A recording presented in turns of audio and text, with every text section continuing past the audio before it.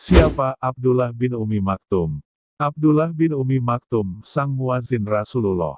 Sebagian orang hanya mengetahui bahwa Rasulullah Shallallahu Alaihi Wasallam hanya memiliki satu orang muazin, yaitu Bilal bin Rabah radhiyallahu anhu. Padahal tidak hanya Bilal yang menjadi muazin Rasulullah, ada nama lain yaitu Abdullah bin Umi Maktum radhiyallahu anhu. Ketika kita sodorkan nama Abdullah bin Umi Maktum, sebagian orang mungkin merasa asing, bahkan di antara mereka baru mendengar seorang sahabat yang bernama Abdullah bin Umi Maktum. Kedua muazin Rasulullah ini, Bilal bin Rabah dan Abdullah bin Umi Maktum radhiyallahu anhu, memiliki waktu khusus untuk mengumandangkan azan. Bilal bin Rabah diperintahkan azan pada waktu sholat tahajud, yang saat ini termasuk sunnah Nabi yang sudah jarang kita temui. Sedangkan Abdullah bin Umi Maktum azan pada saat datangnya waktu sholat subuh. Dari Ummul Mukminin, Aisyah radhiyallahu anha. Sesungguhnya Bilal azan pada waktu sepertiga malam. Karena itu, Rasulullah Shallallahu Alaihi Wasallam bersabda, makan dan minumlah kalian sampai Ibnu Umi Maktum azan. Karena ia tidak akan azan kecuali setelah terbitnya fajar, masuk waktu subuh. Latar belakang Abdullah bin Umi Maktum. Abdullah bin Umi Maktum adalah salah seorang sahabat senior Rasulullah. Beliau termasuk di antara as-sabiquna al-awwalun, orang-orang yang pertama memeluk Islam. Ada yang mengatakan nama beliau adalah Umar, ada juga yang menyebut Amr. Kemudian Rasulullah Shallallahu Alaihi Wasallam menggantinya dengan nama Abdullah. Orang-orang Madinah mengenalnya dengan nama Abdullah, sedangkan orang-orang Irak menyebutnya Amr. Namun keduanya sepakat bahwa nasabnya adalah Ibnu Qais bin Zaidah bin Al-Usam. Abdullah memiliki kedekatan nasab dengan Ummul Mukminin Khadijah radhiyallahu anha. Ibu dari Khadijah adalah saudaranya Qais bin Zaidah, ayah dari Abdullah. Abdullah bin Umi Maktum memiliki kekurangan fisik berupa kebutaan tunanetra. Rasulullah Shallallahu Alaihi Wasallam bertanya kepadanya, "Sejak kapan engkau kehilangan penglihatan?" Ia menjawab, "Sejak kecil." Maka Rasulullah Shallallahu Alaihi Wasallam bersabda, Allah Tabaraka wa Ta'ala berfirman, jika aku mengambil penglihatan hambaku, maka tidak ada balasan yang lebih pantas kecuali surga. Saat Allah memerintahkan Rasulnya, dan kaum muslimin untuk hijrah ke Madinah, maka Abdullah bin Umi Maktum menjadi orang yang pertama-tama menyambut seruan Allah dan Rasulnya tersebut. Walaupun ia memiliki kekurangan fisik, jarak antara Mekah dan Madinah yang jauh, sekitar 490 km, ancaman dari orang-orang Quraisy, belum lagi bahaya dalam perjalanan, semua itu tidak menghalanginya untuk memenuhi perintah Allah dan Rasul-Nya. Keistimewaan Abdullah bin Umi Maktum. Selain memiliki keistimewaan sebagai seorang muazin Rasulullah Shallallahu Alaihi Wasallam, Abdullah bin Umi Maktum juga merupakan orang kepercayaan Nabi Shallallahu Alaihi Wasallam. Saat Rasulullah melakukan safar berangkat ke medan perang, beliau selalu mengangkat Abdullah bin Umi Maktum menjadi wali kota Madinah menggantikan beliau yang sedang bersafar. Setidaknya 13 kali Rasulullah Shallallahu Alaihi Wasallam mengangkatnya sebagai wali kota sementara di kota Madinah. Keistimewaan lainnya adalah Allah Ta'ala menjadi saksi bahwa Abdullah bin Umi Maktum adalah seseorang yang sangat mencintai Al-Quran dan sunnah Nabi-Nya. Rasulullah Shallallahu Alaihi Wasallam pernah mendapat teguran dari Allah Ta'ala lantaran mengedepankan para pembesar Quraisy daripada Abdullah bin Umi Maktum. Bukan karena tidak menghormati Abdullah bin Umi Maktum, akan tetapi beliau Shallallahu Alaihi Wasallam berharap kemaslahatan yang lebih besar.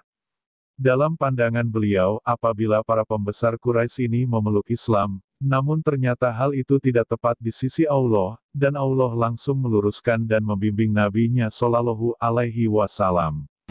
Kisahnya adalah, pada masa permulaan dakwah Islam di Mekah, Rasulullah sering mengadakan dialog dengan para pembesar Quraisy, dengan harapan agar mereka mau menerima Islam. Suatu kali beliau bertatap muka dengan Utbah bin Rabi'ah, Syaibah bin Rabi'ah, Amr bin Hisham, atau lebih dikenal dengan Abu Jahal, Umayyah bin Khalaf, dan Walid bin Mughirah, ayah Khalid bin Walid. Rasulullah berdiskusi dengan mereka tentang Islam. Beliau sangat ingin mereka menerima dakwah dan menghentikan penganiayaan terhadap para sahabat beliau. Sementara beliau berunding dengan sungguh-sungguh, tiba-tiba Abdullah bin Umi Maktum datang, mengganggu, minta dibacakan kepadanya ayat-ayat Al-Quran. Abdullah mengatakan, "Wahai Rasulullah, ajarkanlah kepadaku ayat-ayat yang telah diajarkan Allah kepada Anda." Rasul yang mulia tidak memperdulikan permintaan Abdullah bin Umi Maktum. Beliau agak acuh kepada perkataan Abdullah itu. Lalu beliau membelakangi Abdullah dan melanjutkan pembicaraan dengan pembesar Quraisy tersebut. Rasulullah berharap, mudah-mudahan dengan Islamnya mereka, Islam tambah kuat dan dakwah bertambah lancar. Selesai berbicara dengan mereka, Rasulullah bermaksud hendak pulang. Tetapi tiba-tiba penglihatan beliau gelap dan kepala beliau terasa sakit seperti kena pukul. Kemudian Allah mewahyukan firman-Nya kepada beliau. Dia, Muhammad, bermuka masam dan berpaling, karena seorang buta datang kepadanya. Tahukah kamu, barangkali ia ingin membersihkan dirinya dari dosa, atau dia ingin mendapatkan pengajaran, lalu pengajaran itu memberi manfaat kepadanya. Adapun orang yang merasa dirinya serba cukup, maka kamu melayaninya. Padahal tidak ada celaan atasmu kalau mereka tidak membersihkan diri, beriman. Adapun orang yang datang kepadamu dengan bergegas untuk mendapatkan pengajaran, sedangkan ia takut kepada Allah, maka kamu mengabaikannya. Sekali-kali jangan begitu. Sesungguhnya ajaran Allah itu suatu peringatan. Maka siapa yang menghendaki, tentulah ia memperhatikannya. Ajaran-ajaran itu, terdapat di dalam kitab-kitab yang dimuliakan, yang ditinggikan lagi disucikan, di tangan para utusan yang mulia lagi, senantiasa berbakti. Quran Surat Abasa 1-16. 16 ayat itulah yang disampaikan Jibril Al-Amin ke dalam hati Rasulullah, sehubungan dengan peristiwa Abdullah bin Umi Maktum, yang senantiasa dibaca sejak diturunkan sampai sekarang, dan akan terus dibaca sampai hari kiamat.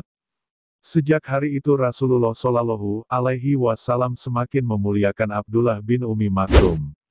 Syahidnya sang muazin. Pada tahun 14 Hijriah, Amirul Mukminin Umar bin Khattab mengadakan konfrontasi dengan kerajaan Persia.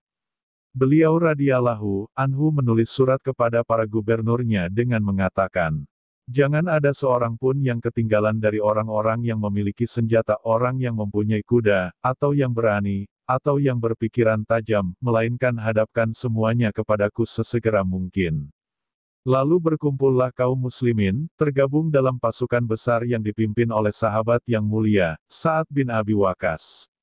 Di antara pasukan tersebut terdapat Abdullah bin Umi Maktum.